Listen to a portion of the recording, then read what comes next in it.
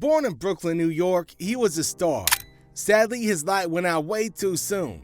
While in Los Angeles, somebody shot him and he didn't survive. The reason? Many think it's because of a big fight with a former close friend, a fight that got really dangerous because of their connections in the music world. It's a sad story of how friends became enemies and how it all led to a tragedy. This is the story of the Notorious B.I.G. Christopher Wallace, also known as Biggie, was born on May 21, 1972. Now, his parents came from Jamaica. His mom, Valletta, was a preschool teacher, and his father, Selwyn, was a welder and a politician. Now, his dad left when Biggie was just 2, but his mom worked hard, holding down 2 jobs to give him a good education. She managed to send him to a private school, the Roman Catholic Bishop Laughlin Memorial High School, a place that also educated famous people like Rudy Giuliani. Later, Biggie moved to George Westinghouse Career and Technical Education High School, where famous rappers like DMX, Jay-Z, and Busta Rhymes also studied. Now, Biggie was good at English, but he didn't always go to school. Eventually, he left school when he was 17 years old in 1989. Now, Biggie, a name he got for his size, started selling drugs at just 12, a fact that he shared with the New York Times in 1994. Now, he worked the streets right near his mom's place on St. James Place. Now, his mom worked tirelessly, unaware of the path that her son had taken. After leaving school, Biggie dove deeper into the drug game, which soon got him into hot water with the law. In 1989, he faced a 5-year probation for carrying weapons. The next year, he broke that probation. Then, in another twist, he was caught dealing cocaine in North Carolina, landing him in jail for 9 months as he awaited trial. As a teenager, Biggie used rap to light up the streets of his neighborhood with his words. Now, fresh out of jail with no grand plans for a music career, he created a demo tape as Biggie Smalls, a name inspired by a character from the film Let's Do It Again and his childhood nickname. To him, it was just fun to hear his voiceover beats, but destiny had other plans. His tape landed in the hands of the Source magazine, capturing their attention so much that they featured him in their unsigned Hype column in March 1992. This spotlight led him to record with other aspiring rappers, a step that caught the ear of Sean Puffy Combs, then a rising star at Uptown Records.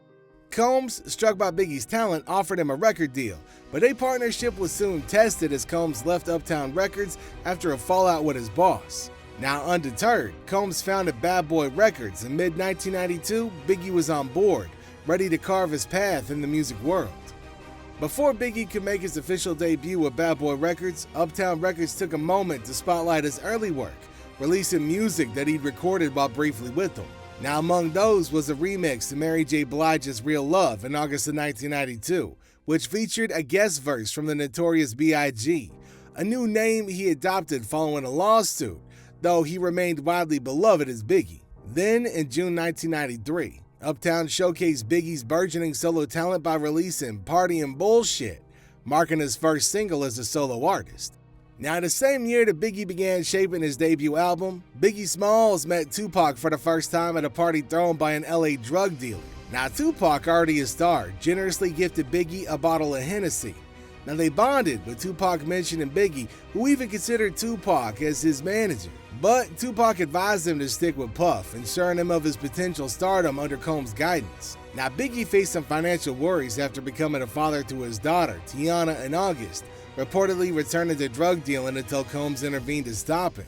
The Notorious B.I.G.'s debut album, Ready to Die, dropped in September of '94, shortly after his first single, Juicy. It was all a dream. I used to read Word Up magazine, Salt and Pepper and Heavy D up in the limousine, hanging pictures on my wall. Every Saturday, rap attack Mr. Magic Molly Mall.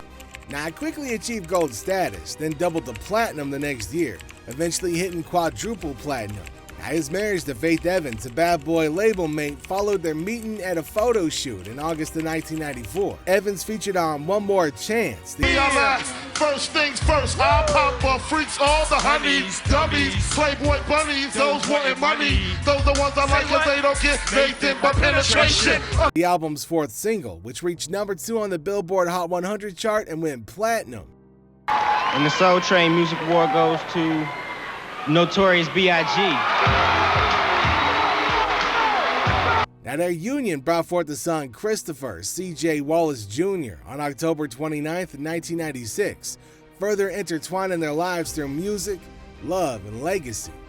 November 30th, 1994 marked a pivotal moment in Biggie's tumultuous year, the day Tupac Shakur was shot 5 times in a robbery at a New York recording studio. Now, Tupac survived, but harbored some deep suspicions that Biggie and Sean Combs was behind the attack. The release of Who Shot Ya as the B-side to Biggie's Big Papa single just over 2 months later fueled a fire. Now, Tupac saw the song as a direct mockery from Biggie, leading to the infamous Hit 'Em Up diss track, where Tupac claimed an affair with Biggie's wife, Faith Evans. Now, Evans would speak about this many years later in 2014, when she told MTV that Tupac once hit on her after a recording session. "But that ain't how I do business," she said. On August 29th, 1995, Biggie's next album dropped with Junior Mafia, a crew he started to help young rappers like Lil' Kim. Now that year, he did something big by teaming up with Michael Jackson on a song called This Time Around.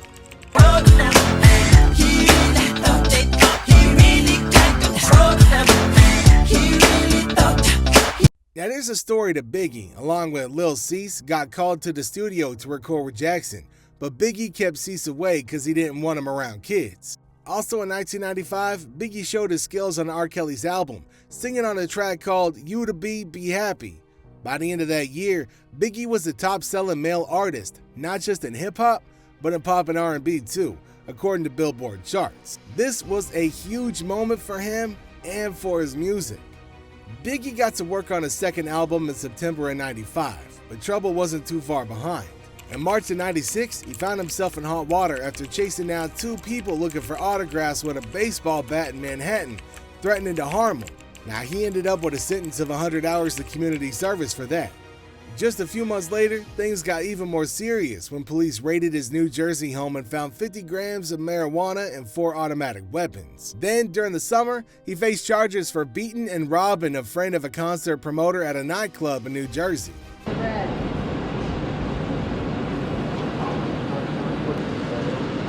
Biggie, how do you feel? Biggie, what? And to top it all off, in the fall, he was arrested again, this time for smoking weed in his car in Brooklyn. Now this was a turbulent time for Biggie, with legal troubles casting a shadow over his music career. On September 7, 1996, tragedy struck when Biggie's former friend Tupac was fatally shot in Las Vegas. Despite the lack of charges against anybody for the murder, many pointed fingers at Biggie and Puffy due to the ongoing rivalry between East Coast and West Coast rap scenes. Tupac had publicly accused him of involvement in his non-fatal shooting in 1994, further fueling suspicions. However, both Biggie and Puffy vehemently denied any role, and other potential suspects have since emerged. With Tupac no longer present to reconcile, Biggie felt compelled to take on the burden of bridging the divide, recognizing the need to use his influence for positive change and reconciliation. On March 8, 1997, Biggie joined the crowd at a Soul Train Awards afterparty hosted by Vibe and Quest Records at the Peterson Automotive Museum in Los Angeles, California. Now the event was bustling with guests, including Evans, Aliyah, and members of the Bloods and Crips gangs. As the night progressed, the fire department intervened due to overcrowding, forcing an early end to the festivities at 12:30 a.m. Now Wallace, accompanied by his entourage, left in 2 GMC Suburbans to head back to his hotel. Now he sat in the front passenger seat alongside his associate, Damian D-Rock Butler, Lil Cease, and driver Gregory G. Money Young. Meanwhile, Combs traveled in the other vehicle with his bodyguards, with Bad Boy's director of security, Paul Alford, trailing behind in his Chevy Blazer. At 12:45 a.m., as the streets teemed with departing partygoers, Wallace's SUV came to a halt at a red light just 50 yards away from the Peterson Automotive Museum. Now suddenly, a black Chevy Impala pulled up alongside him. The driver, an unidentified African-American man dressed sharply in a blue suit and bow tie, rolled down his window, brandishing a 9mm blue steel pistol. Now without warning, he opened fire at Wallace's vehicle. 4 bullets found their mark, hitting Wallace. Now his panicked entourage rushed him to Cedars-Sinai Medical Center, where doctors performed emergency surgery.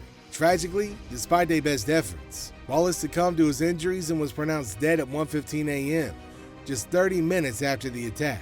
At the young age of 24, the world lost a towering figure in hip-hop. Years later, the details emerged from Wallace's autopsy, revealing the harrowing truth.